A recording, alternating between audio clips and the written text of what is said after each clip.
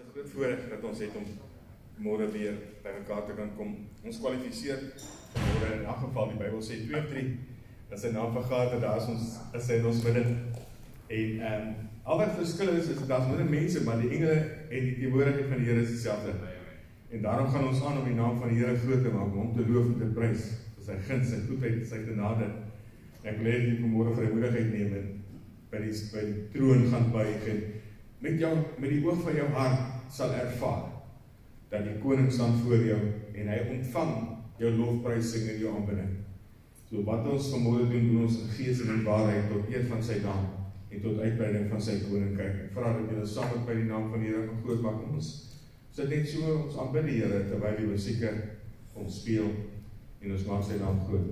Kom ons bid. Vader, dankie vir die guns, die goedheid en die genade wat U so mildelik op ons uitstort elke dag. Dankie dat ons môre weet dat U woord is waar en U verander nooit nie. U is gister, vandag en tot in ewigheid dieselfde. Daarom buig ons voor U in aanbidding. Ons loof U heilige naam, want U is ons Vader, ons rots. Ons weet die wêreld is die mekaar, maar U is in orde.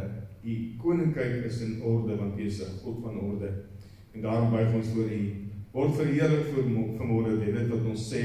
Ontvang ons lofprysing en aanbidding, dat dit welwetende gee voor die aangesig sal wees. En waar die woord gaan en versprei, dat dit in die harte van man en vrou sal insink tot eer van die naam ons gebed in Jesus se naam. Amen. Kom ons sing lekker saam.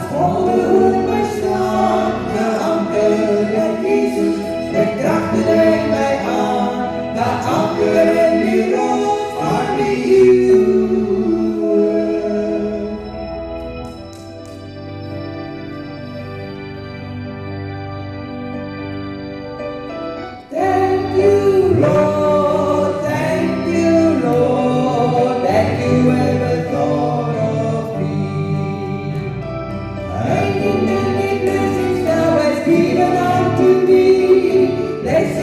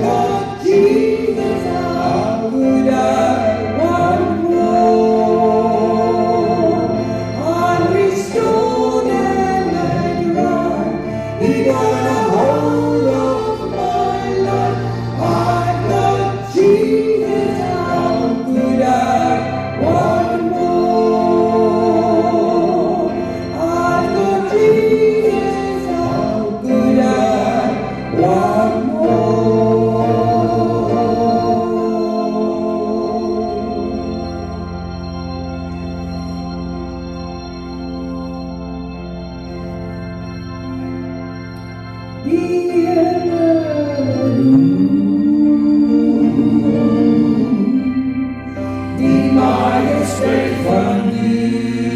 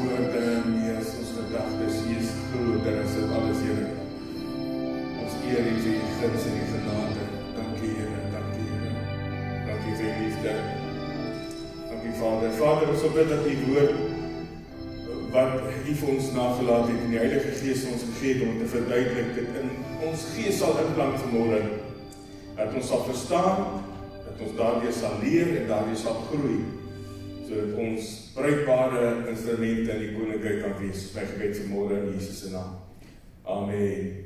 Loof die Here. Baie dankie. Die krag het gelukkig vroeg aangekom, so ons kon weer by mekaar kom. Ons praat nou die geruime tyd al oor, dit is reeds jou konsep wat ek wil hê, dat jy moet verstaan, en dit is dat toe Jesus gesê het, it is finished. Het hy langs die Vader gaan sit, nie omdat hy moeg was nie, maar omdat sy werk klaar was. Die skildery wat hy geteken het, was voltooi. Die hofsaak wat hy voor God gebring het, was, I rest my case. Al die bewyse is voortgebring. Die mens is onskuldig verklaar deur God en weer herstel in verhouding met die Here. So wat ons gesê die afgelope tyd is dat wanneer ons bid en die Here iets vra, dan glo ons dat hy antwoord ons onmiddellik. Soos in Daniel se geval, het hy albei kere onmiddellik geantwoord.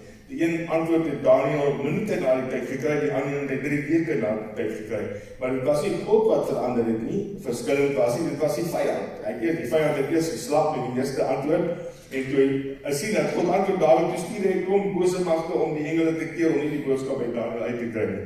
So, God het elke keer dieselfde tyd geantwoord. So, wat ons sê is dat die Here God het vir ons alles klaar gedoen, en alles klaar vir ons gegee, maar jou antwoord is in die gees.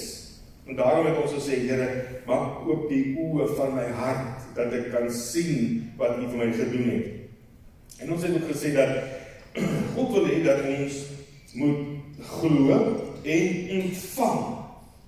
En wanneer ons agterkom dat die antwoord van ons gebed is traag om te kom, moet ons die berg aanspreek. Nie 'n fisiese berg nie het ons gesê, maar dit wat soos 'n berg voor jou staan, moet jy aanspreek in die gees. En jy moet vir die berg sê, gee pad voor my. Jy moet vir die opdrang of die obstruksie sê, raak 'n gelekte voor my, want Jesus het klaar betaal. Hy het klaar die werk gedoen. Ons moet die berg aanspreek, want dit is gewoonlik 'n demoniese lokasie of die vyand wat dit vir ons moeilik wil maak. Die vyand kan nie jou gedagtes lees nie, so jy moet vir hom sê. Dis wat ons laasweek gesê, alles wat jy sê in gebed moet glo dat jy dit gesê het, jy sal van kry wat jy sê. Belangrik dat jy moet praat, ons het 'n aandeel in die saak, en dis ook waar ons wat vanmôre baie gaan uitkom is, dat die Here het jou nodig om vir jou iets te doen. Okay. As God, ons het gelees in verlede week in Psalm 35 vers 27 het ons gesê, dat God het 'n behaag in die shalom van sy bemindes, van sy kinders. As ons sê dat God het 'n behaag daarin, dat dit met my en jou moet goed gaan, beteken dit, hy het alles wat hy moontlik kon doen om dit te laat gebeur, klaar gedoen. Dit hang nou nie net van hom af, of dit met my en jou goed gaan. Dit hang nie nou net van hom af. Dit hang van my en van hom af. Jy sien, omdat hy het klaar gedoen het, klaar gegee het, moet ek en jy ons rol speel, sodat dit wat God klaar gedoen het, in ons lewens kan manifesteer. Nou ek wil vanmôre se boodskap so 'n bietjie, sy titel so 'n bietjie verander na, ek dien die God wat voorsien. Ek onthou 15 jaar terug, toe ons in die dorp ingekom het, het ek 'n wit Corollaatjie gery, en agterop hom het gestaan, ek dien die God wat voorsien. En ek het eendag daar agter Oka geparkeer, daar het wat Oka, en daar was 'n klomp jong mense wat gestaan en sing het. Ons ken hulle vandag as die okkult wat in Gansbaai besig is om jong mense uit hulle families uit te trek en by hulle in te korporeer en die woord van God heeltemal te verdraai en heeltemal teen die liefde en die genade van God bedien.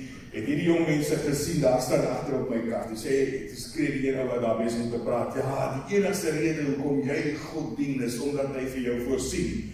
Toe wil ek amper sê, amen. Want hy voorsien. Dis nie 'n geheim nie. God voorsien, maar dis nie die enigste rede hoekom dien nie. Ek dien hom oor baie ander redes. Maar die groot rede is, hy het voorsien. En ek wil jy moet verstaan, ons God het voorsien. Klaar gedoen. Die Here het alles klaar gedoen. Alles wat jy ooit nodig gaan hê, het hy reeds voorsien. Die Here gaan nie nou langs die Vader opstaan en sê, Vader, verskoon my, ek moet nog gou iets wat iemand gaan doen nie. Hy sit langs die Vader en hy het klaar gewerk en hy het klaar voorsien. Alles is reeds gedoen. Sodra ons dit glo en leer hoe sy krag werk, kan ons dinge maak gebeur. Die meeste geloofsgeneesheers van die vroeë dae het hierdie konsep verstaan en ek wil hê jy moet dit hoor. Ons geloofsvader, John G. Lake, het die vroeë 1900s, het hy 'n geloofsbediening gehad, 'n genesingsbediening gehad. Onder sy bediening is daar meer as 100.000 opgetekende gevalle van neergepen is van bewyse van hoe die Here God mense wonderbaarlik genees het. Onder sy bediening in daardie tyd moes een van die hospitale in hulle omgewing toemaak omdat daar nie mense was siek was nie. Hy het absoluut hierdie beginsel verstaan dat God het alles reeds gedoen. En nou sê John G. Lake, die grootste obstruksie van die mens vandag is hulle is traag om te ontvang wat die Here reeds gedoen. Hulle is passief om te ontvang. Die woordjie ontvang het ons al so baie keer gepraat in die Grieks is lambano en dit beteken nie ek sit en wag vir my genesing om te kom. Dit beteken ek gaan progressief vorentoe en ek is aktief besig om my genesing te ontvang. As ek die Here vertrou vir iets, moet ek na die woord toe gaan en ek moet die skrif opsoek wat sê, al die skrifte wat iets sê rondom dit waarvoor ek vra en ek moet dit begin proklameer. Ek moet dit glo en ek moet dit my eiendom maak en ek moet dit sê. Ek moet dit proklameer want ons het gesê ons woorde het krag. Dood en lewe is die mag van jou tong en hy wat dit gebruik sal die vrug daarvan eet. En dit wat ons sê is dit wat ons gaan gebeur. Want uit die oorvloed van die hart spreek die mond. Jou hart is mos jou gedagte en jou hart is ook mos jou gedagte. So iemand wat dubbelhartig is, sê die Bybel is onbestendig is al sy weë. Jy kan nie vra vir genesing en dan wonder of jy dit gaan kry nie. Jy moet vra vir genesing, glo dat jy dit gekry het, begin proklameer dat jy dit het en jy gaan dit verkry volgens die woord. Dit is wat die Bybel sê, let the blind say I can see, let the poor say I'm rich. Let the lame say I can walk. Ek vra die Here, ek glo dat hy dit gegee het, ek begin dit proklameer, ten spyte van wat ek in my liggaam ervaar. Want die simptome wat jy in jou liggaam ervaar is feite, is nie die waarheid nie. Die waarheid is, deur sy wonde het daar vir my genesing gekom, 2000 jaar gelede. En met my mond bely ek vandag dat dit die waarheid is.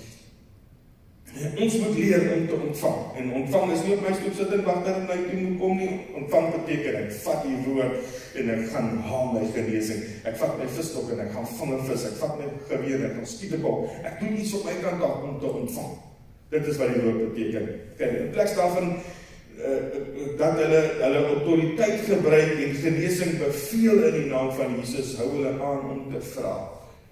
Nou ek wil vanmôre met jou 'n baie interessante gedeelte in die Bybel leer. Dit is die enigste plek in die Bybel waar Jesus 2 keer gebid het vir een krankheid. Ons gaan nou daarby kom. Wanneer jy nie 'n manifestasie sien van dit waarvoor jy vra nie, moet jy begin om jou eie ongeloof aan te spreek. Want die probleem is nie by die Here nie, hy het dit klaar gedoen. Die obstruksie lê om dit wat in die gees klaar gedoen is, te neem en dit in die fisiese realiteit te bring. Met ander woorde, dit is 'n probleem is hierdie kant van die lewe, nie daai kant nie. Die Here het klaar gedoen. Wanneer jy sukkel om te verstaan, moet jy bid en vir die Here openbaring vra. Sê Here, wat is daar wat in die pad staan? Wat is hierdie berg se naam? Wat is hierdie reus se naam? Sê vir my Here, en dan moet jy die demoniese mag aanspreek om konfronteer met die woord van die Here. Die Bybel sê onderwerp jou aan God, weerstaan die duiwel en hy sal van jou af wegvlug. Nie hy gaan miskien of hy kan dalk nie, hy sal. Hoekom? Want jy konfronteer hom in die naam van Jesus Christus. Die Bybel is baie duidelik dat die Here alles klaar gedoen het. Nou in Markus 8 vers 22 af. Wees ons 'n baie interessante gedeelte. Lees saam met my. Hy het in Bethsaida gekom en hulle het 'n blinde man na hom toe gebring en hom gesmeek om hom aan te raak. Hy neem toe die blinde by die hand en lei hom buitekant die dorp. En nadat hy in sy oog gespieg het en hom die hande opgelê het, vra hy hom of hy iets sien. Hy kyk op en sê, ek sien die mense, want ek sien hulle soos bome rondloop. Daarna lê hy weer die hande op sy oë en laat hom opkyk en hy is herstel en het almal van ver af duidelik gesien. Maar hy het hom na sy huis gestuur en gesê, moenie in die dorp gaan of dit aan iemand in die dorp vertel nie. Eerste plek wat ek jy moet sien, Jesus is in hierdie plek Bethsaida. Bethsaida was nie 'n goeie plek om in te bly daardie tyd nie. Hy vat hom aan die hand en sê, stap saam met my. Jesus was baie besig. Hy het baie besige bediening gehad. Maar hy maak tyd om met hierdie een man tyd te spandeer. Iemand het netjie gesê, die kosbaarste besitting wat jy vir iemand kan gee, is 'n bietjie van jou tyd. Hy vat hierdie blinde man aan sy hand en hy lei hom buitekant die dorp. Hoekom buitekant die dorp? Want Bethsaida was 'n bose plek. Lees wat sê Lukas 10 vers 13. Wee jou Chorazin, wee jou Bethsaida, want as in Tyrus en Sidon, ek dink dis net ander name vir Sodom en Gomorra, in Tyrus en Sidon die kragtige dade plaasgevind het, wat in hele plaasgevind het, sou hulle lankal in sak en as gesit het, en hulle self bekeer het. Jesus wou meer doen, maar hulle ongeloof het hom nie toegelaat nie. Dit was 'n treurige plek om te wees. En as gevolg van hulle ongeloof, kon hy daar nie baie dinge doen nie. En die ongeloof uit die aard van die saak het 'n invloed op hierdie man gehad.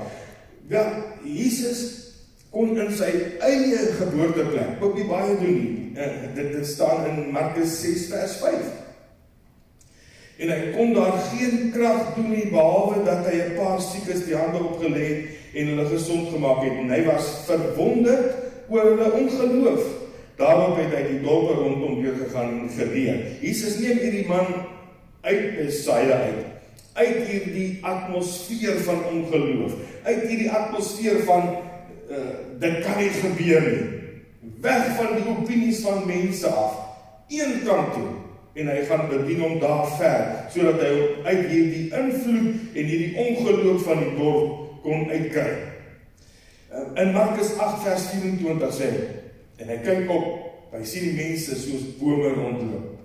Met ander woorde, die eerste keer toe Jesus gebid het iets gebeur, maar nie soos wat hy wou gehad het nie. Okay?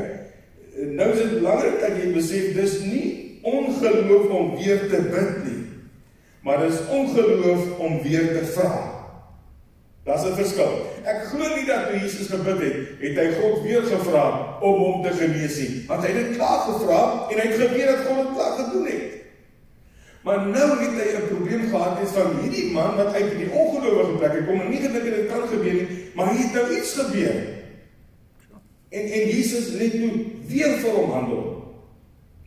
En hy konfronteer hierdie hindernis prontuit. Want hy het geweet dat God het die volmaakte werk klaar gedoen. Dis 'n afgewandelde werk. Maar hy ervaar dat daar 'n hindernis in hierdie persoon voor ons se lewe was om hierdie volmaakte genesing te weet te bring. Om hierdie volmaakte genesing te ontvang. Ek glo dat toe hy weer vir hom gebid het hy nie weer gevra nie, maar hy het hierdie persoon gehelp om sy geloof te versterk. Maar die probleem was nie by die genesing, die probleem was by die ontvang van hierdie genesing. Daarom vertel hy die man, toe hy klaar genees het en ontvang, hy sê, wat sê jy nou? Hy sê, nou sê ek alles is reg. Hy sê, okay, goed, hier is die geheim, hoe jy jou genesing behou. Hy sê, jy moet nie teruggaan in die dorp nie. Sure. Moet nie teruggaan onder die opinies van mense nie. Moet nie teruggaan in die ongelowige omstandigheid nie. Gaan na jou huis toe. Gaan weg van hierdie omgewing af. Gaan weg. Hy sê, moet nie teruggaan na jou gewoonte patrone toe nie. Ek glo my broer en suster, met my hele hart, daar was mense al voor gebid en die Here God het mense dadelik aangeraak. Maar toe hy by die huis kom, toe voel hy weer hy pyn, toe sê, dit het nie gewerk nie. En die oomblik toe hy sê, dit het nie gewerk nie, toe kan sy Here, alles wat gedoen is en die probleem is terug. Daarom sê die Bybel, ek en jy moet standvastig in die geloof staan en sê, ten spyte van wat ek ervaar, die Here het my gebed gehoor, die wonderwerk het gebeur en ek aanvaar geen negatiewe tyd nie. Daarom sê ek, moenie teruggaan na die dorp toe nie. Moenie in die dorp dit gaan vertel nie. Jy gelees wat sit staan daar. Hy sê nie, jy kan nie vir jou familie vertel nie, of mense vertel. Hy sê, moet dit nie in die dorp gaan vertel nie, want die dorp sal dit nie aanvaar nie. Hierdie wêreld is nie reg om God se wonderlike genade te aanvaar. Ons praat vanmorgen in die bidkamer, die wêreld is in 'n groot gemors. Hierdie week wat kom, gaan 'n rooi letter week wees in die geskiedenis van hierdie wêreld. Woensdag gaan die eerste minister van Israel, Benjamin Netanyahu, die dorpe van Judea en Samaria verklaar as die eiendom van Israel. En ons verwag dat daar chaos gaan uitbreek in die moslimwêreld, omdat hulle nie kan hanteer dat Israel besig is om sy erfdele besit te neem nie. Hou jou gereed, die koms van die Here is voor die deur, nader as wat jy ooit sal besef. As hierdie lont in die kruitvat gaan wees wat die slag van Armageddon gaan aansteek, dan gaan ek en jy binnekort hierdie wêreld verlaat. Binnekort, want die wegrapping moet plaasvind voor die Antichrist openbaar kan word. En hy kan aangaan met sy gemors hier op die aarde. So ek en jy moet ons gereed kry. Kom uit hierdie gewoonte patrone uit. Kom uit, vermy die plekke wat gelei het tot jou probleme. As jy watter probleem jy ook al gehad het, die Here God genees jou onmiddellik daarvan, maar jy moet jou gedagtepatrone verander. Jy moet jou gewoontepatrone verander. Jy moet mense en plekke vermy wat jou kan terugtrek in hierdie verslawing, terugtrek in hierdie gewoontes in. Vermy programme wat jou kan terugtrek in hierdie gewoonte. Vermy die goed wat jy wil wegtrek van die Here af, want hy het jou werklag gedoen. Die vyand sal alles in sy vermoë doen om jou te laat twyfel. Jy moet vas staan op jou standplek en glo dit wat die Here vir jou gedoen het. Want alles wat jy ooit nodig gaan kry, is klaar voorsien in die Gees. Hoor mooi, alles wat jy ooit nodig gaan kry, is klaar voorsien. Om dit wat God klaar gedoen het en dit wat voltooi is in die Gees te kry om in die fisiese te manifesteer, is jou samewerking nodig. Hoor mooi, die Here God kan nie 'n wonderwerk in jou lewe doen sonder jou samewerking nie, sonder dat jy glo nie, en jy ontvang nie, en jy dit jou eie maak, en jy jouself begin versterk in die woord en sê, Here, U het dit gesê, ek glo dit en ek implementeer dit in my lewe. Te veel van die kinders soek kidsoplossing. Te veel van die kinders van Here soek 'n instant, net so 'n kidsding, jy weet. Ek wil niks aan my kant af doen. Persoon nou nie my sê ek wil dit en dit doen nie. Ek wil dit net hê. Dit werk nie so nie. Die Here verwag van jou om saam met hom te werk sodat die wonderwerk kan gebeur. Partykeer vat dit tyd om onsself op te bou in die geloof tot op 'n vlak waar ons kan ontvang, kan lambaanhou. Maar dit vat nie tyd vir God om dit te doen nie, want hy het dit klaar gedoen. Sien, wanneer daar 'n geval kom waar jy bid en dit gebeur nie, moenie sê, Here, wanneer gaan U nie? Want die Here het klaar. Die Here vra vir jou, wanneer gaan jy dit ontvang? Wanneer gaan jy jou gedagtes reg? Wanneer gaan jy jou optredes? Wanneer gaan jy jou spraak reg kry? Ek hoor nog te veel mense wat praat van my dit en my dat. En dit, as jy dit sê, dan jy dit klaar gevat, is klaar jou reg. Weier om dit jou eie te maak. Moet dit nie aanvaar nie, want dit is nie joune nie. Die Here het 'n behaag in jou gesondheid. Die Here het 'n behaag in jou vooruitgang. Die Here het 'n behaag dat dit jou goed moet gaan. En hy het sy deel afgehandel. Ek en jy moet dit ons eie maak. Ons moet bid vir wysheid sodat ons kan verstaan hoe Satan dit regkry om ons antwoord te blokkeer sodat ons die berg kan aanspreek en dit kan beveel om te gaan. As goed in jou lewe dalk wat gebeur wat jy dalk al vergeet het. Dalk is daar onvergewensgesindheid in jou lewe en jy weier om iemand te vergewe. Dalk is daar goed wat jy weet wat jy moet doen, maar jy doen dit nie. Die Bybel sê, dan is dit sonde. En dan moet jy teruggaan en sê, Here, openbaar vir my wat is hierdie probleem, sodat ek hierdie berg kan aanspreek in Jesus se naam. Om iemand te vergewe en iemand vry te spreek, beteken, jy maak jouself vry van 'n gevangenskap. Die Bybel sê dit baie duidelik. Ons moet leer hoe God se geestelike wette werk en daarmee saamwerk. Ons sê dit die afgelope tyd baie, die Here sê, as jy, dan sal ek. Want dit is 'n geestelike wet. As jy dit doen, sal dit gebeur.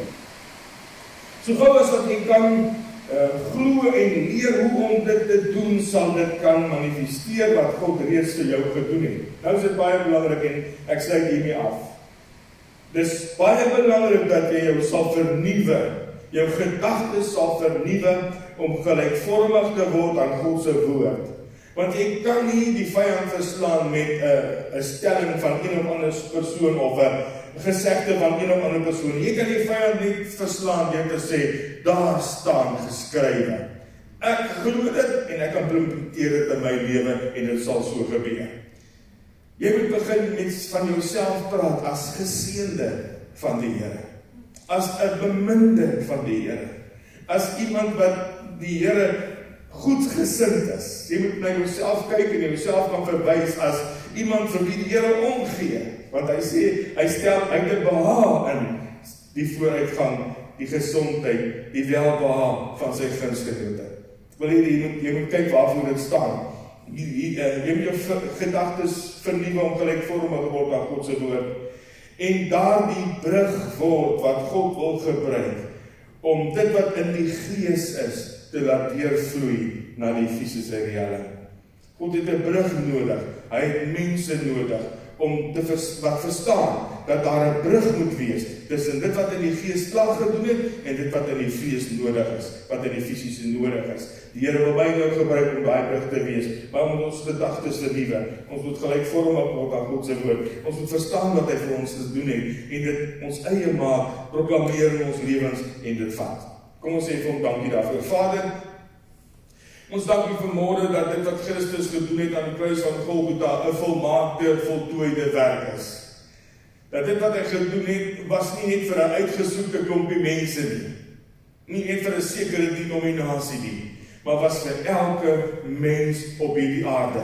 U het U liefde aan elkeen van ons bekendgestel en voorgestel. En vanmôre sê ons U baie, baie dankie vir U guns, U goedheid, U genade. Dankie vir die shalom wat ons in ons lewens ervaar, omdat U goed is en omdat U God is. Ek wil vra Vader dat U die woord in ons gees sal bly, sodat ons dit sal gebruik, aanwend en sal opbou, sodat ons 'n bres kan kap vir U in die koninkryk hier in ons dorp.